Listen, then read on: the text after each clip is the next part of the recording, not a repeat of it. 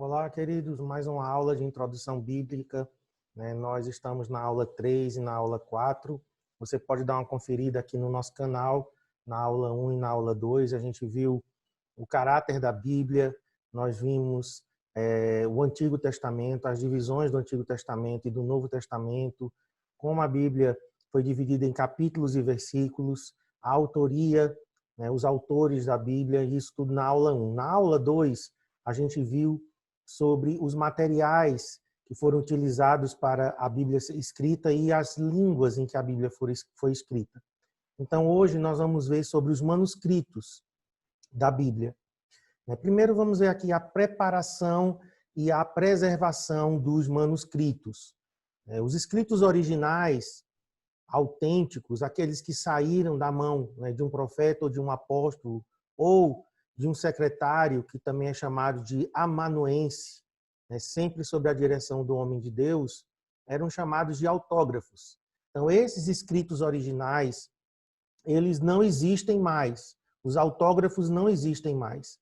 Por essa razão, eles precisaram ser reconstituídos a partir de manuscritos e versões primitivas do texto bíblico. Então, o manuscrito original, por exemplo, que o apóstolo Paulo escreveu, não existe mais. O manuscrito original do profeta Isaías também não existe mais. Foram feitas cópias desses manuscritos. Não existem manuscritos do Antigo Testamento produzidos antes do cativeiro babilônico. Então, não existem manuscritos antes desse ano aqui, 586 antes de Cristo. Mas houve uma grande quantidade de cópias das Escrituras que datam da era do Talmud. Então, entre 300 antes de Cristo e 500 antes de Cristo, nós temos muitas cópias que foram feitas dos originais. Então, durante esse período surgiram dois tipos genéricos de cópias manuscritas: os rolos das sinagogas e cópias particulares, certo? Então, as cópias mais antigas das Escrituras entre 300 antes de Cristo até 500 depois de Cristo. Os autógrafos, que são os originais do Novo Testamento, também desapareceram há muito tempo, mas existem ainda muitas evidências que garantem a suposição de que tais documentos teriam sido escritos em rolos e em livros feitos de papiro. Paulo mostrou que o Antigo Testamento havia sido copiado em livros e em pergaminhos. Então, lá em 2 Timóteo 4:13, Paulo pede para que os pergaminhos sejam trazidos para ele. Então, isso mostra que o Antigo Testamento tinha sido escrito no formato de pergaminho. Mas é provável que o Novo Testamento tenha sido escrito em rolos de papiro, entre os anos 50 e 100 depois de Cristo. Nós vimos aqui na aula passada a diferença entre pergaminho e papiro. O papiro ele é feito de uma planta aquática, ela é aberta e então é colada um ao lado da outra as folhas. Já o pergaminho é feito de couro de animal. Então, é muito provável que o Novo Testamento tenha sido escrito em rolos de papiro. Formato dos manuscritos. Então, nós temos aqui, podem ser divididos em códices, ou códex, ou rolos. Códice é um manuscrito em formato de livro, feito em pergaminho. Esse tipo de manuscrito começou a ser usado no século II. O rolo podia ser de papiro ou pergaminho. Era preso a 2 cabos de madeira para facilitar o manuseio durante a leitura. Era enrolado da direita para a esquerda. Inclusive, eu mostrei a foto de tanto de papiro quanto de pergaminho. Então, o pergaminho ele era escrito podia ser em formato de livro, mas também podia ser em formato de rolo. Então, tinha 2 cabos de madeira nas extremidades e era esticado e eram presos a esses cabos e então eles eram enrolados. Por isso que o nome é rolo. Agora, a caligrafia dos manuscritos. Há 2 tipos de caligrafia ou forma gráfica nos manuscritos bíblicos, o que divide em unciais e cursivos ou minúsculos. Então, nós temos, né, os manuscritos unciais. O que é isso? Ele é todo escrito em letras maiúsculas e não há separação entre palavras e frases. Então, esse é um manuscrito tipo uncial. Agora, o cursivo, ele é escrito com letras minúsculas, tendo espaço entre as palavras e frases. Então, nós temos o uncial, isso relacionado à caligrafia do manuscrito, certo? Então, tem manuscritos unciais, que é todo em maiúscula e sem separação entre palavras e frases, e nós temos manuscritos cursivos, que são escritos em minúsculas e tem espaço entre palavras e frases. Também tem um tipo aqui chamado de palimpsesto. É um manuscrito reescrito, onde a escrita primitiva era raspada e um novo texto era escrito por cima para se aproveitar o pergaminho, uma vez que o preço deste era muito caro. Então, nós temos aqui o uncial e temos o cursivo.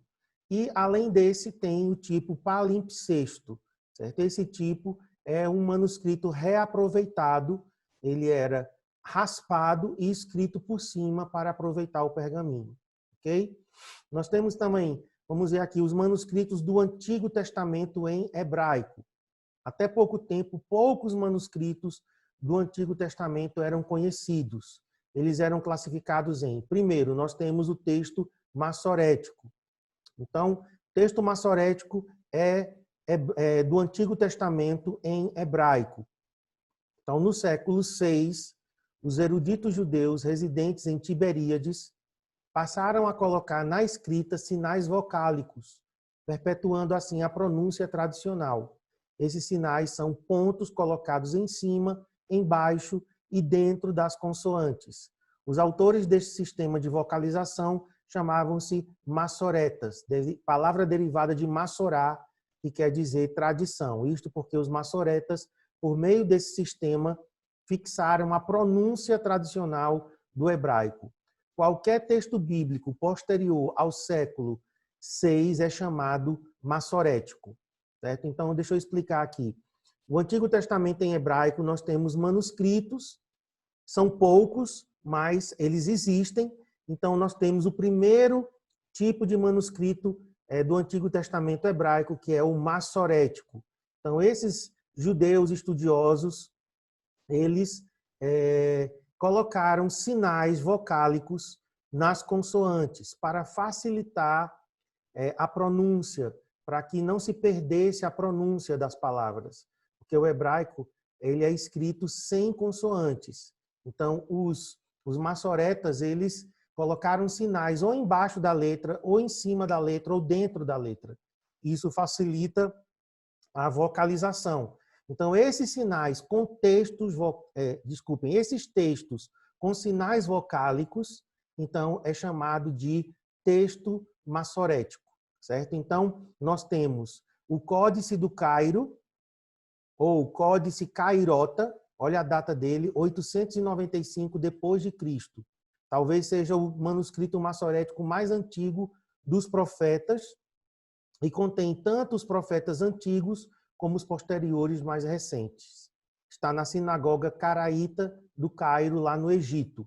Então, esse códice aqui, ele está lá no Cairo, né, na cidade do Cairo, no Egito, e é um texto massorético, talvez seja o mais antigo dos profetas. O próximo aqui é o Códice de São Petersburgo. A data desse códice é 916 depois de Cristo. Contém apenas os últimos profetas, Isaías, Jeremias, Ezequiel e os 12, e esse códice, que também é massorético, né, está na biblioteca de Leningrado, que é uma cidade da Rússia. Nós temos o próximo aqui, que é o Códice Alepo, 930 depois de Cristo. Contém quase todo o Antigo Testamento e deve ser a principal autoridade em Bíblia hebraica a ser publicada em Jerusalém. Então, a data dele é 930 e ele contém quase todo o Antigo Testamento. Nós temos também aqui o Códice de Leningrado. A data aqui, 1008 depois de Cristo. É o maior manuscrito do Antigo Testamento, o mais completo. Foi escrito em velino, né? A gente viu que é um tipo, né, de material, com 3 colunas de 21 linhas por página. E está na biblioteca de Leningrado também, né? Igual ao Códice de São Petersburgo. Nós também temos aqui, ó, o Códice do Museu Britânico, ou Códice do Pentateuco. A data é de 950 depois de Cristo. Trata-se de um manuscrito incompleto do Pentateuco, contém apenas de Gênesis 39, 20 a Deuteronômio 1, 33 e está guardado no Museu Britânico. Temos agora o Códice de Reuchlin dos Profetas. A data é de 1105 depois de Cristo. Contém um texto revisto que atesta a fidelidade do Códice de Leningrado, que é esse outro aqui que a gente já viu. E temos também os fragmentos de Cairo Genesa. A data é entre 500 a 800 depois de Cristo. Eles foram descobertos em 1890 no Cairo e eles estão espalhados por diversas bibliotecas. Então, todos esses códices aqui são massoréticos. O que é isso? Eles têm o texto em hebraico do Antigo Testamento com sinais que os massoretas acrescentaram. Ok?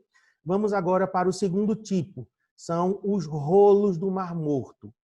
Eles foram descobertos em 1947, como diz o próprio nome, nas proximidades do Mar Morto, foi encontrado um manuscrito de Isaías, em hebraico, do ano 100 a.C.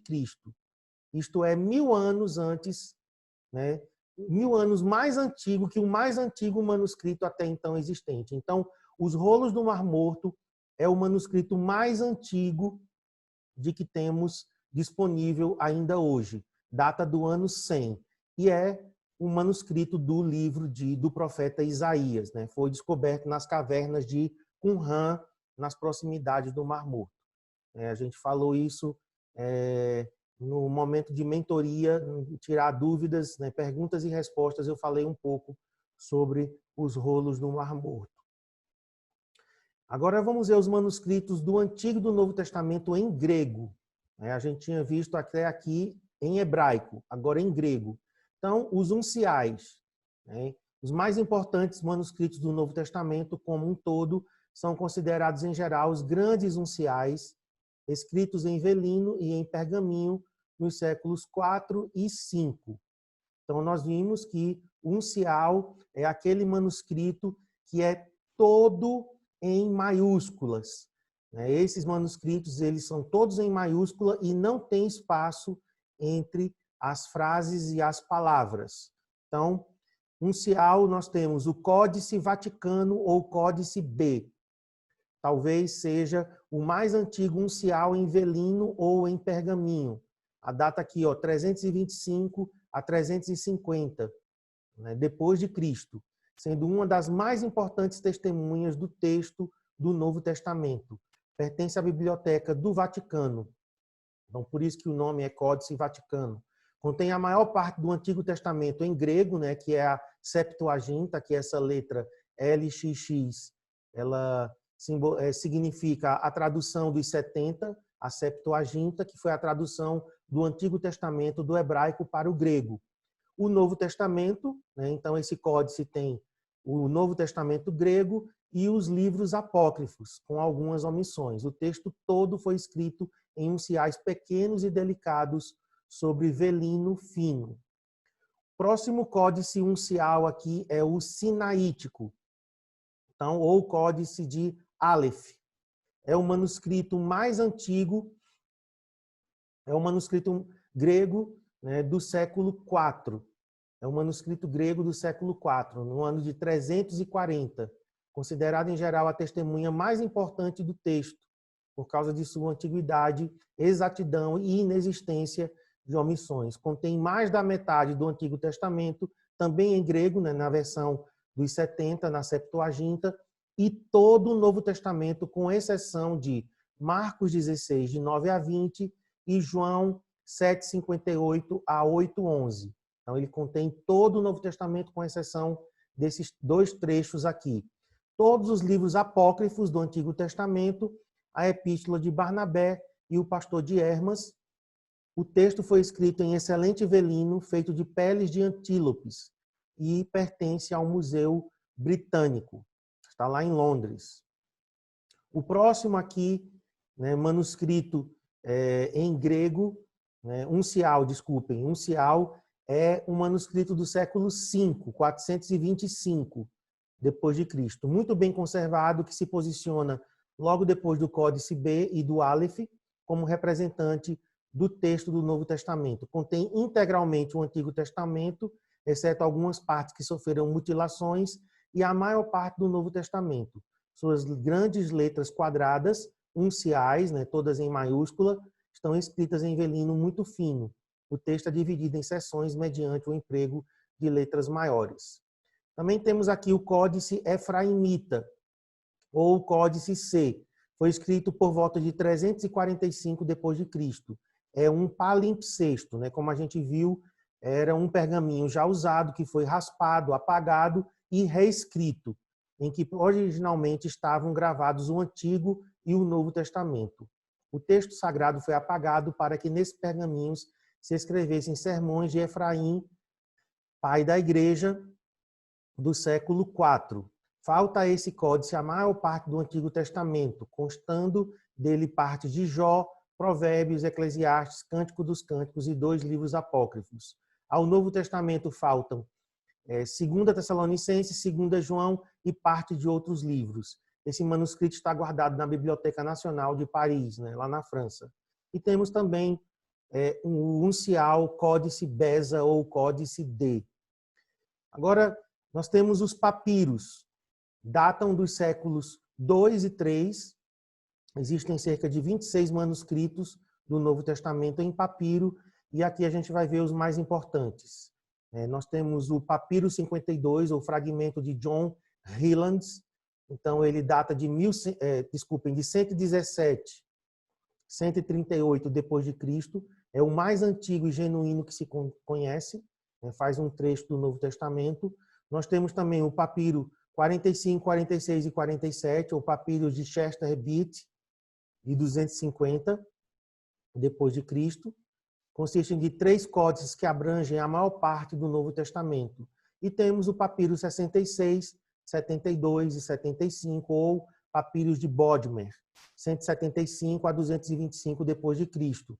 Contém porções do Evangelho de João, a mais antiga cópia de Judas, e 1ª e 2ª Pedro, e a mais antiga cópia de Lucas, de que se tem notícia. Bom, agora vamos para a aula 4, que é a inspiração da Bíblia. Primeiro vamos ver aqui definição de inspiração. Inspiração é a ação supervisionadora de Deus sobre os autores humanos da Bíblia, de modo a, usando suas próprias personalidades e estilos, comporem e registrarem sem erro as palavras de sua revelação ao homem. A inspiração se aplica apenas aos manuscritos originais, que nós chamamos de autógrafos. Então, Deus supervisionando cada autor humano, respeitando a personalidade de cada um, o estilo de cada um, eles registraram sem erro o que Deus queria que fosse registrado da sua revelação ao homem. Então, quando nós falamos de inspiração e registro sem erro, é com relação aos manuscritos originais, aos autógrafos, porque os autógrafos não existem mais.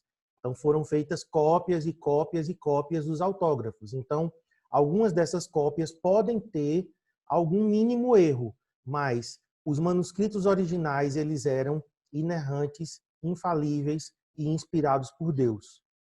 Então, a palavra inspiração vem do latim, certo? É uma tradução do grego, né, do termo grego theopneustos. Então, lá em 2 Timóteo 3,16, diz: toda a escritura é inspirada por Deus. Então, essa palavra aí, inspirada por Deus, é esse termo grego theopneustos, significando respirado por Deus para fora, soprado por Deus, em vez de para dentro, divinamente expirado, em vez de inspirado, certo? Então, inspiração, na verdade, quando a gente fala de inspiração da Bíblia, é Deus soprando sobre aqueles homens que estavam escrevendo, e tudo que eles escreveram era palavra de Deus. O Novo Testamento revela a respiração divina, né? Que é pneuma, o sopro, como sendo uma pessoa da divindade. Então, o Espírito Santo, ele é chamado de pneuma. A respiração de Deus, o Espírito Santo, produziu a Escritura. Então, quando Deus soprou sobre aqueles autores humanos, tudo que eles escreveram era palavra de Deus.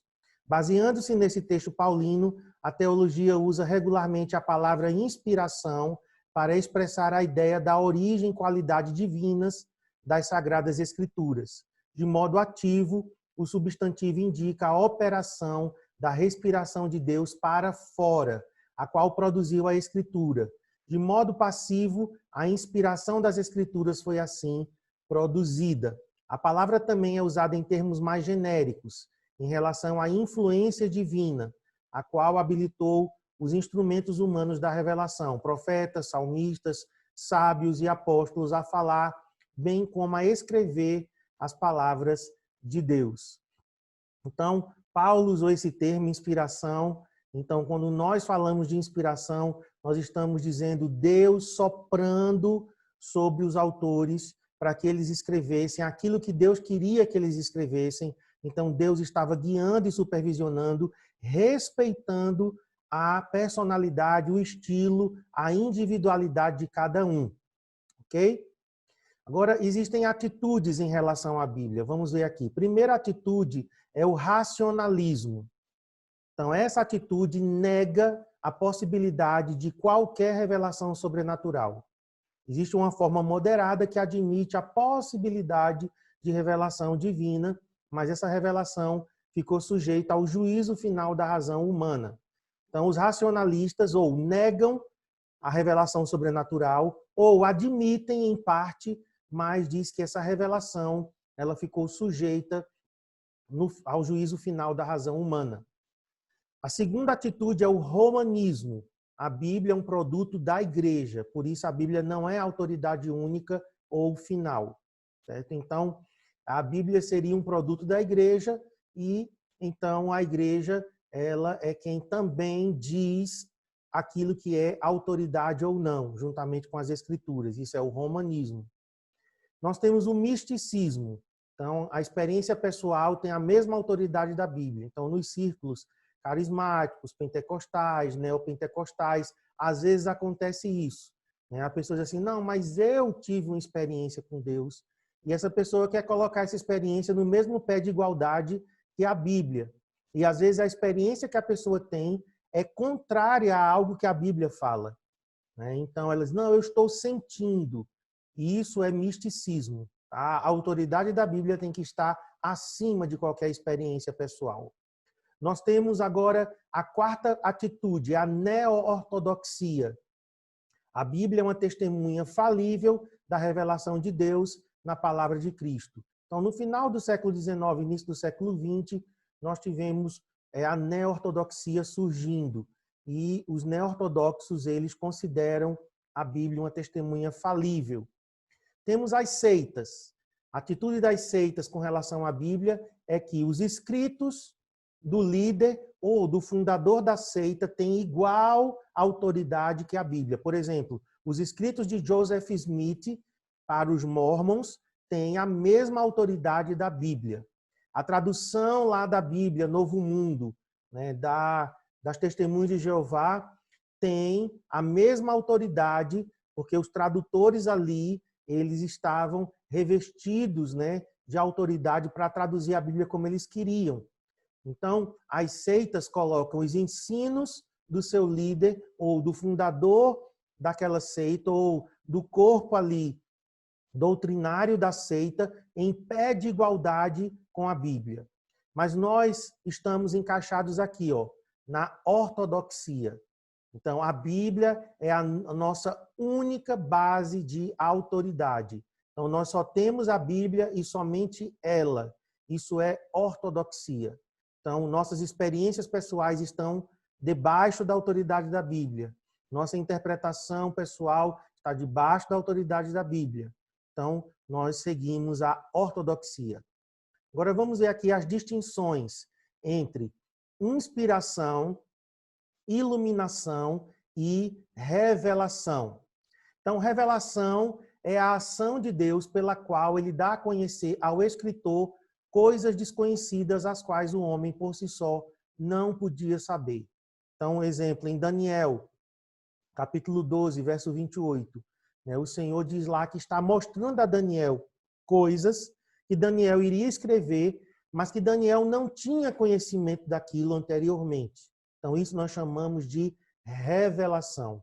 Né? Em 1 Pedro, capítulo 1, versos de 10 a 11, né? Eu quero ler aqui com vocês, porque esse texto é muito importante para a gente entender o que chamamos de revelação, porque a maioria hoje das pessoas que falam de revelação, na verdade, estão falando de um dom espiritual chamado palavra do conhecimento. Então, a pessoa diz assim, não, Deus me deu uma revelação. Na verdade, ali é Deus me deu a palavra do conhecimento, um sonho, uma visão, né, um entendimento de alguma coisa. Então, a gente usa a palavra revelação de forma, às vezes, errada. Deus me revelou. Mas revelação, estritamente falando, é quando Deus revelou ao escritor do Antigo e do Novo Testamento coisas que estavam desconhecidas. Então, 1 Pedro 1, versos 10 e 11, diz assim, foi a respeito desta salvação que os profetas indagaram e inquiriram, os quais profetizaram acerca da graça a vós outros destinada, investigando atentamente qual a ocasião ou quais as circunstâncias oportunas indicadas pelo Espírito de Cristo que neles estava, ao dar de antemão testemunho sobre os sofrimentos referentes a Cristo e sobre as glórias que os seguiriam. Então, Deus revelou coisas escondidas, coisas ocultas, que aqueles autores não podiam saber. Então, nós temos vários trechos da Bíblia que foi dado por revelação. Por exemplo, Moisés escreveu o relato da criação. Moisés não estava lá. Como Moisés teve isso? Por revelação. Ok? Agora vamos ver inspiração. Inspiração nem sempre implica em revelação. Toda a Bíblia foi inspirada por Deus, mas nem toda ela foi dada por revelação. Exemplos de partes da Bíblia que foram dadas por revelação, né? Os primeiros capítulos de Gênesis, como eu acabei de falar, José interpretando os sonhos de Faraó, Daniel e o rei Nabucodonosor, os escritos do apóstolo Paulo. Paulo diz que recebeu muita coisa por revelação, então ele não sabia, estava escondido e Deus mostrou e ele registrou, certo? Então, tem partes da Bíblia que foi inspirada e revelada e teve partes da Bíblia que só foi inspirada, certo? A gente precisa fazer essa diferença.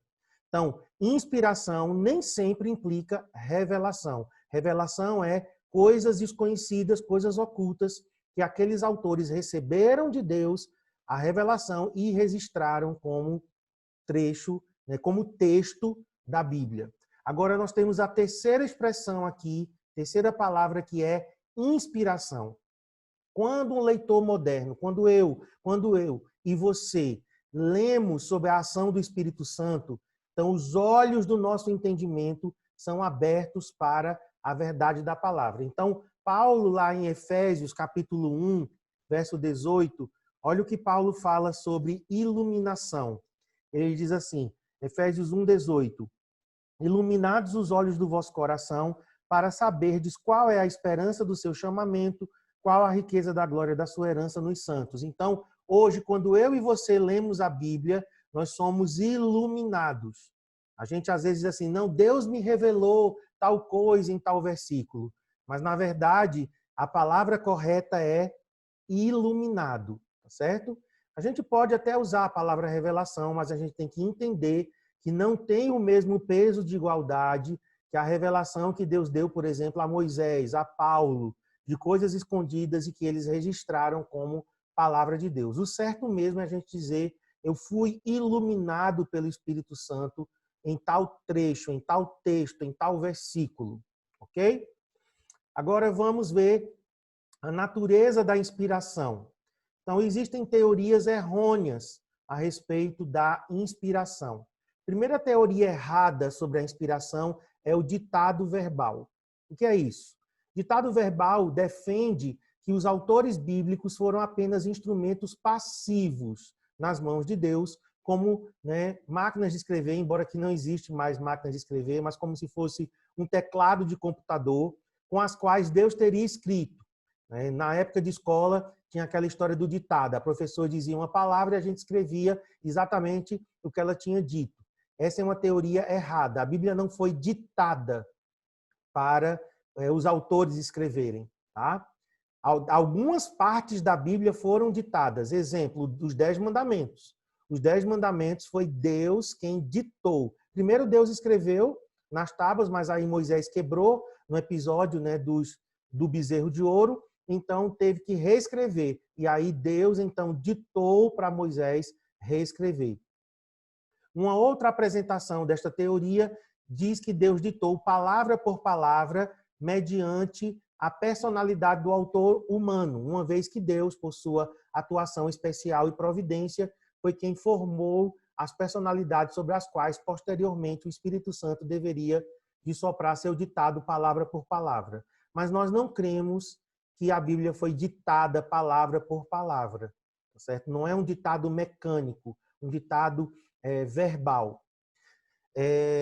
Outro conceito errado aqui é a inspiração conceitual. Ensina que Deus teria inspirado apenas os conceitos, não as expressões literárias com que cada autor concebeu seus textos. Deus teria dado seus pensamentos aos profetas, que tiveram toda a liberdade de exprimi-los em seus termos humanos. Deus concedeu a inspiração conceitual e os homens de Deus forneceram a expressão verbal característica de seus estilos próprios. Nós também não cremos na inspiração conceitual. Certo? Deus não deu apenas os conceitos. Né? Deus, ele guiou, ele supervisionou, respeitando a personalidade, o estilo, né, de cada um, mas não foi apenas uma inspiração conceitual. Outra concepção errônea é a inspiração natural. Diz que não há qualquer elemento sobrenatural envolvido, ensina que a Bíblia foi escrita por homens de grande talento. Não é porque Moisés tinha um grande talento, Paulo era um grande escritor, um grande orador, então foi apenas a inspiração natural de cada um deles. E nós não cremos na inspiração natural. A outra teoria errada é a inspiração divina comum. Declara que a inspiração dos autores bíblicos é a mesma que hoje nos vem quando oramos, pregamos, cantamos, ensinamos, andamos em comunhão com Deus. Essa teoria admite gradação, isto é, o Espírito Santo pode conceder maior conhecimento e percepção espiritual ao crente à medida que este ore, se consagre e busque a santificação. Então, nós não cremos também nessa teoria aqui, inspiração divina comum. A inspiração que os autores bíblicos tiveram, ela não admitia graus. Ou o autor era ou não era inspirado. Certo? E aqui diz, a inspiração comum pode ser permanente. 1 João 2,27 diz que a unção de Deus permanece sobre nós. Né? E ela permanece, ou seja, ela é permanente. Ao passo que a dos escritores da Bíblia, essa inspiração ela foi temporária. Então, aquilo que Paulo escreveu foi debaixo de uma inspiração especial, mas foi temporária. E foi retirada depois de Paulo. Então, hoje você, nós podemos ter uma inspiração da parte de Deus para escrever alguma coisa, uma canção, para pregar, para escrever uma poesia. Podemos, mas essa inspiração ela é comum e ela não é igual ao que os escritores bíblicos tiveram. Tá certo? A quinta teoria errônea sobre inspiração é a parcial ou modernista. Ensina que apenas algumas partes da Bíblia são inspiradas, outras não. Somente o não conhecível foi inspirado. Exemplo, a criação, conceitos espirituais. Né? E essa teoria defende que a Bíblia não é a palavra de Deus, mas apenas contém a palavra de Deus. Certas partes da Bíblia seriam divinas, expressam a verdade, mas outras são, obviamente, humanas e apresentam erros. Então, essa teoria também é errada, nós rejeitamos ela. A Bíblia ela não contém a palavra de Deus. A Bíblia ela é a palavra de Deus. E ela é como um todo a palavra de Deus. E aí nós temos a última teoria errada, que é o neo-ortodoxismo. Né? Nós falamos um pouquinho acima sobre atitudes em relação à Bíblia, e a neo-ortodoxia ela é uma teoria errada. Diz que autores humanos só poderiam produzir um registro falível e que a Bíblia foi escrita em uma linguagem mitológica, a da época de seus autores, época já passada e obsoleta. A tarefa do leitor moderno é demitizar a Bíblia, ou seja, despila de seus trajes lendários, mitológicos e descobrir o conhecimento existencial a ela subjacente. Para os teólogos neortodoxos, a Bíblia não é um registro inspirado, antes é um registro imperfeito que, apesar dessa mesma imperfeição, constitui o testemunho singular da revelação de Deus. Quando Deus surge no registro escrito, de maneira pessoal, a fim de falar ao leitor, a Bíblia, nesse momento, torna-se a palavra de Deus para esse leitor. Então, para o neortodoxismo, a Bíblia ela não é a palavra de Deus. Ela se torna a palavra de Deus quando o leitor está ali, né, meditando, lendo, e Deus, então, fala ao leitor de alguma forma. E que a Bíblia é cheia de mitos. E esses mitos eles precisam ser demitizados. Certo? Então, isso é o neo-ortodoxismo. Agora, qual é a teoria correta a respeito da inspiração da Bíblia? Então, nós vamos ver aqui o que cremos, né, como teoria bíblica a respeito da inspiração. A Bíblia declara ser um livro dotado de autoridade divina, resultado de um processo pela qual homens envolvidos pelo Espírito Santo escreveram textos inspirados, né, nós já vimos, soprados por Deus. Né, 2 Timóteo 3,16, né, eu quero ler aqui para vocês. São dois textos que a gente baseia para falar sobre a inspiração. 2 Timóteo 3,16. Toda a Escritura é inspirada por Deus e útil para o ensino, para a repreensão, para a correção, para a educação na justiça. E o segundo texto é 2 Pedro 1,21. 2 Pedro 1,21 diz o seguinte: porque nunca jamais qualquer profecia foi dada por vontade humana. Entretanto, homens santos falaram da parte de Deus movidos pelo Espírito Santo.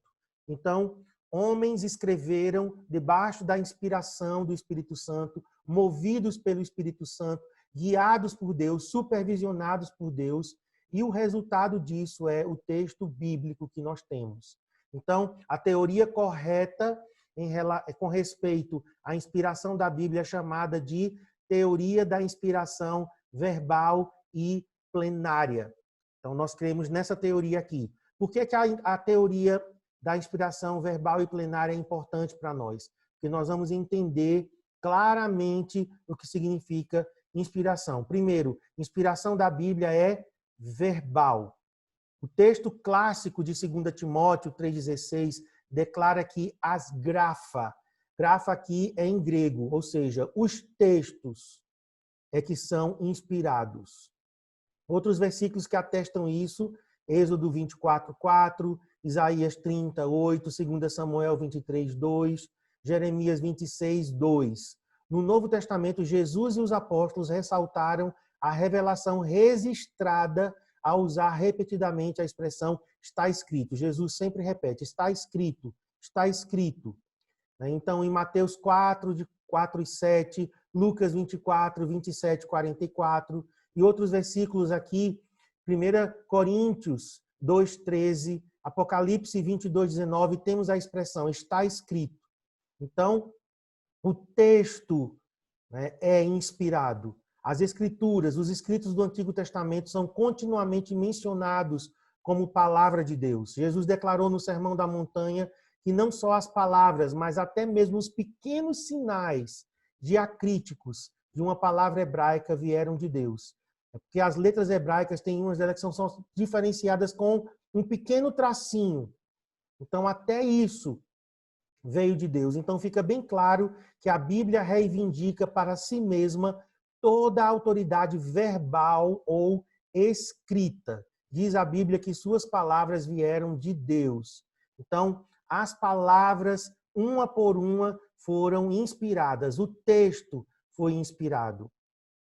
E também a inspiração é plena. Por isso que dizemos que a inspiração verbal e plenária. A Bíblia reivindica a inspiração divina de todas as suas partes. É inspiração plena, total, absoluta. Então, Paulo diz, toda escritura é divinamente inspirada. Nenhuma parte das escrituras deixou de receber total autoridade doutrinária. A inspiração plena estende-se apenas aos autógrafos, aos originais, como já foi afirmado. A inspiração é plena, a saber, completa e integral, abrangendo todas as partes da Bíblia. E nós vamos terminar aqui vendo as implicações da doutrina bíblica da inspiração e as evidências da inspiração da Bíblia. Então vamos ver aqui primeiro implicações da doutrina bíblica da inspiração. A inspiração diz respeito igualmente ao Antigo e ao Novo Testamento. Apesar da maioria das passagens encontradas refiram-se à inspiração do Antigo Testamento, o Novo Testamento também reivindica a virtude de ser escritura sagrada. Pedro considera os escritos de Paulo como sendo parte das outras escrituras do Antigo Testamento. É bem interessante isso. A gente lê lá em 2 Pedro 3,16.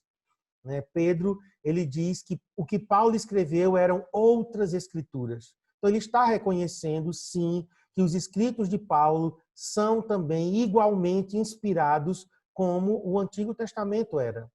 Paulo cita em 1 Timóteo 5,16 o Evangelho de Lucas, Lucas 10:7, referindo-se a ele como Escritura. Na verdade, é exatamente assim que os cristãos, desde o tempo dos apóstolos, têm considerado o Novo Testamento. Eles o consideravam com a mesma autoridade do Antigo Testamento. Então, inspiração é tanto para o Antigo quanto para o Novo. A inspiração abarca uma variedade de fontes e de gêneros literários. Por ter sido escrita por pelo menos 40 autores diferentes, há uma marcante diferença de vocabulário e estilo de um escritor para outro. Fica muito claro que Moisés escreveu diferente de Davi, que foi diferente de Esdras, que foi diferente dos profetas. Por quê? Porque cada um tinha o seu estilo e o seu vocabulário. A Bíblia também faz uso de documentos não bíblicos, extra-bíblicos. O livro de Enoque e até o poeta Epimênides, lá em Atos 17, há uma referência a esse poeta.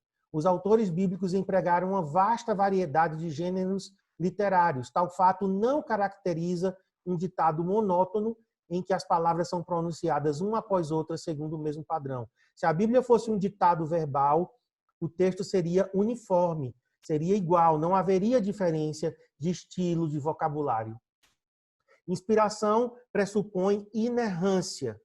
Por causa da inspiração, a Bíblia é inerrante, não contém erro. Tudo quanto Deus declara é verdade, isenta de erro. E por último, nós temos as evidências da inspiração. Primeira evidência são as internas. São elas a autoridade que se autoconfirma, o testemunho do Espírito Santo, a capacidade transformadora da Bíblia e a unidade da Bíblia. Unidades internas são aquelas que a própria Bíblia se evidencia como inspirada por Deus. A Bíblia tem a capacidade de transformar pessoas. Isso mostra que é um livro inspirado por Deus. A Bíblia, ela é um livro só, há uma unidade entre cada escritor. Então, isso confirma também a inspiração da Bíblia por ela mesma. E a inspiração, ela é confirmada por evidências externas, tais como a historicidade da Bíblia. Então, a Bíblia é um livro histórico confirmado, estudado. O testemunho de Cristo, Jesus deu testemunho a respeito dos profetas, daquilo que os salmos falam a respeito dele. A profecia, a influência da Bíblia, a manifesta indestrutibilidade. A Bíblia é um livro indestrutível. Já se tentou destruir, queimar, erradicar a Bíblia. O comunismo ateísta tentou, de todas as formas, destruir a Bíblia, mas não conseguiu. E a integridade de seus autores humanos. Aqueles que escreveram eram autores íntegros. Então, essas são evidências externas. Ok, pessoal? Estamos terminando aqui a nossa aula 3, aula 4. Eu peço que você Se inscreva aí no canal, ative as notificações, porque toda vez que a gente enviar uma aula nova, você vai receber a notificação. E outra coisa, todo sábado nós estamos, a partir das 3 da tarde, com a nossa mentoria, um momento de perguntas e respostas das aulas que vocês assistiram, né? Quinta, sexta e até o sábado de manhã vocês podem assistir às aulas e a gente vai responder as perguntas da aula da semana no sábado às 3 horas da tarde, tá bom? Pelo Zoom, o link está aí na descrição do nosso vídeo, tá bom? Então, Deus abençoe, até a próxima semana, se Deus quiser, em nome de Jesus estaremos juntos. Fica na paz.